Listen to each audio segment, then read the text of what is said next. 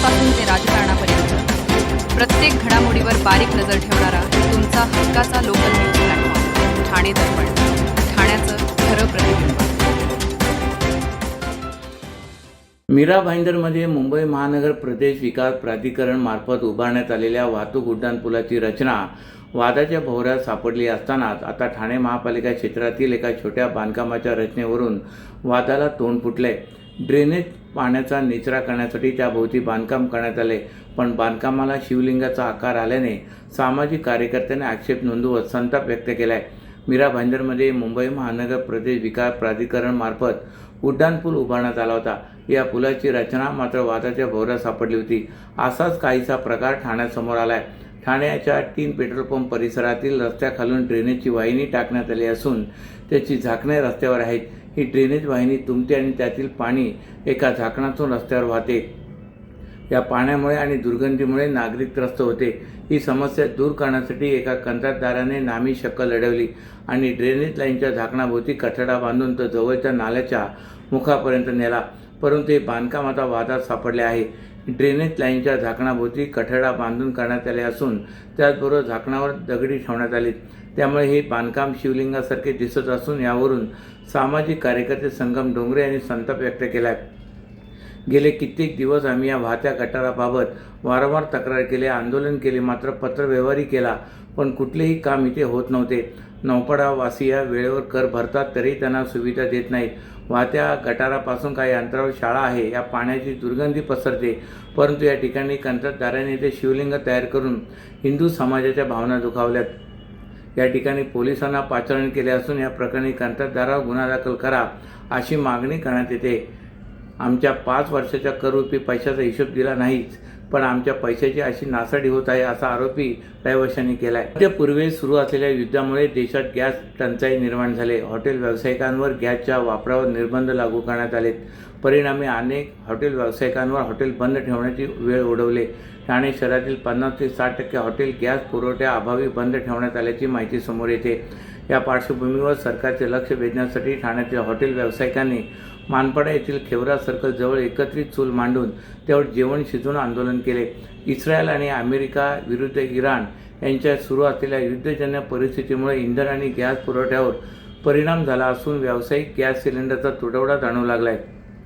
तसेच शासनाकडून हॉटेल व्यावसायिकांच्या गॅस वापरावर निर्बंध घालण्यात आले आहेत। गेले 2 आठवडे परिस्थिती जैसे थे असल्यामुळे आता हॉटेल व्यावसायिकांवर हॉटेल बंद ठेवण्याची वेळ ओढवले। या पार्श्वभूमीवर सरकारचे लक्ष वेधण्यासाठी ठाण्यातील हॉटेल व्यावसायिकांनी काल एकत्रित येत आंदोलन केले। या आंदोलनात त्यांनी एकत्रित चूल पेटून जेवण शिजवले। यावेळी काही हॉटेल व्यावसायिकांनी गॅसची टंचाई ही पुरवठ्याअभावी नसून काळा बाजारामुळे निर्माण झाली आहे असा आरोप त्यांनी केलाय। गॅसला पर्याय म्हणून इलेक्ट्रिक शेगडी किंवा इंडक्शन शेगडी वापरली जात आहे, परंतु हे साहित्य घरगुती वापरासाठी किंवा कमी लोकांसाठी वापरणे योग्य आहे। हॉटेल चालवण्यासाठी हे साहित्य अपुरे आहे, कारण हॉटेलमध्ये दिवसभर ग्राहकांची ये-जा सुरू असते। त्या प्रमाणात इंडक्सवर जेवण बनवणे शिजवणे शक्य होत नाही। तसेच सुरुवातीचा बाजारात 6,000 रुपयाला मिळणारे इंडक्शन आता 20,000 रुपयाला विक्री केले जात आहे, त्यामुळे सगळीकडेच काळा बाजार सुरू असल्याचा आरोप व्यावसायिकांनी केलाय। पश्चिम आशियातील देशामधील लष्करी संघर्षाच्या परिस्थितीच्या पार्श्वभूमीवर संभाव्य इंधन टंचाईचा धोका लक्षात घेऊन ठाणे जिल्ह्यात LPG गॅसचा पुरवठा सुरळीत ठेवण्यासाठी जिल्हा प्रशासनाने तयारी सुरू केली। तसेच गॅस सिलेंडरची अवैध साठेबाजी अथवा घरगुती सिलेंडरचा व्यावसायिक वापर करणाऱ्यांवर कठोर कारवाई केली जाईल असा स्पष्ट इशारा जिल्हाधिकारी डॉ. श्रीकृष्ण पांचाळ यांनी दिलाय। याबाबत जिल्हाधिकारी कार्यालयातील समिती सभागृहात त्यांच्या अध्यक्षतेखाली महत्त्वाची आढावा बैठक पार पडली। आंतरराष्ट्रीय ऊर्जा परिस्थितीच्या पार्श्वभूमीवर केंद्र सरकारने अत्यावश्यक सेवा देखभाल कायदा 1968 लागू केला असून गॅस वितरणासाठी प्राधान्यक्रम निश्चित करण्यात आला आहे। त्यामुळे पुरवठ्यावर कोणताही परिणाम होऊ नये यासाठी केंद्र सरकारच्या मार्गदर्शक सूचनांचे काटेकोर पालन करण्याचे निर्देश देण्यात आले।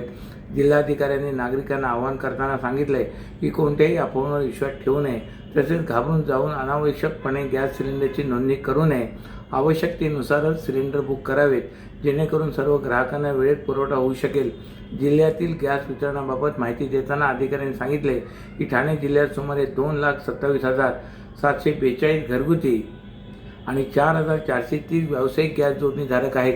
जिल्ह्यात 13 प्रमुख गॅस एजन्सी कार्यरत असून त्यांच्यामार्फत दररोज सरासरी 5,922 घरगुती आणि 622 व्यावसायिक सिलेंडरची आवश्यकता असते. अवैध वापर आणि साठेबाजी रोखण्यासाठी तहसीलदारांच्या अध्यक्षतेखाली विशेष पथके तैनात करण्यात आली असून आतापर्यंत विविध ठिकाणी 121हून अधिक धाडी टाकून तपासणी करण्यात आली आहे. सर्व नागरिकांना आवाहन करण्यात येत आहे की सध्या डासांमार्फत पसरणाऱ्या डेंग्यू या आजाराचा प्रसार रोखण्यासाठी प्रत्येकाने पुढील प्रमाणे कार्यवाही करावी. डेंग्यू आजार एडिस इजिप्ती हा डास चावल्याने होतो. या डासांची पैदास साचलेल्या किंवा साचवलेल्या स्वच्छ पाण्यामध्ये होते. 8 दिवसांपेक्षा जास्त दिवस पाणी उघडे व साचून राहिल्यास त्यात डास अंडी घालतात. अंड्यांच्या अळ्या तयार होऊन पुढे डास तयार होतात. यासाठी आपल्या घरातील पाणी साठे उदाहरणार्थ बॅरल्स, पिंपे, टाक्या, हौद, रांजणे इत्यादी दर आठवड्याला रिकामे करून घासून पुसून कोरडे करून पुन्हा भरावे. 1 दिवस कोरडा दिवस म्हणून पाळावा.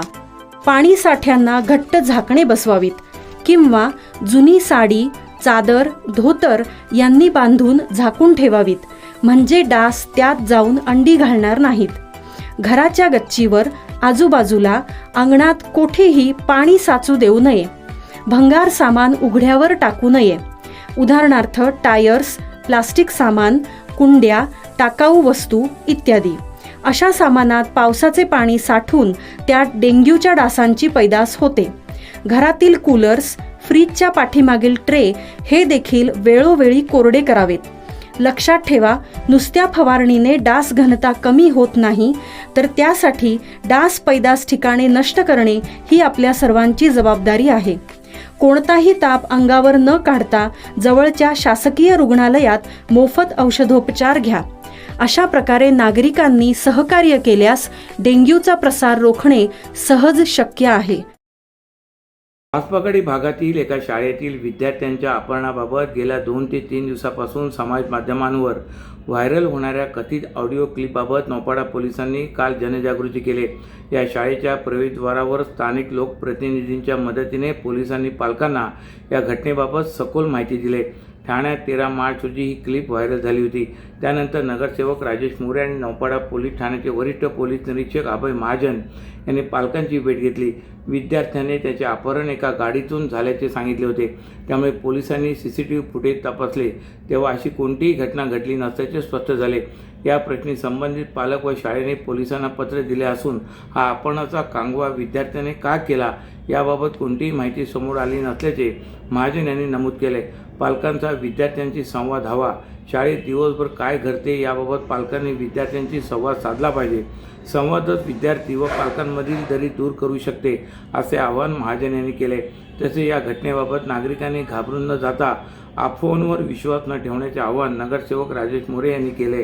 जिल्हा व सत्र न्यायालयाअंतर्गत ठाणे आणि पालघर जिल्ह्यातील जिल्हा व तालुका न्यायालयामध्ये आयोजित करण्यात आलेल्या राष्ट्रीय लोक अदालतीमध्ये सुमारे 83,424 प्रकरणे निकालात निघालेल्या प्रकरणामध्ये सुमारे 1,87,50,93,326 रुपये तडजोडी पोटी मंजूर करण्यात आले. ठाणे जिल्हा सलग 4थ्या वेळी राज्यात प्रथम क्रमांक पटकावला आहे. या अदालतमध्ये 30, 20, 10 आणि 5 वर्ष अशी वर्षानुवर्ष जुने असलेली सुमारे 1,506 प्रकरणे निकाली काढण्यात आली. याशिवाय प्रलंबित 28,833 व दावा दाखलपूर्व 54,591 अशी एकूण 83,424 प्रकरणे निकाली काढण्यात आली असून त्यामध्ये 1,87,50,93,326 एवढ्या रकमेची तडजोड करण्यात आली. या अदालतीमध्ये जिल्हा व तालुका न्यायालयाची मिळून 101 पॅनेल्स होती. सुमारे 28,833 प्रलंबित तर 54,591 दावा दाखलपूर्व प्रकरणे मिळून 83,424 प्रकरणे तडजोडी अंतिम निकालात काढण्यात आली आहेत. अशाच नव्या आणि ताज्या बातम्यांसाठी ठाणे दर्पणच्या पेजला लाईक करा आणि फॉलो करायला विसरू नका.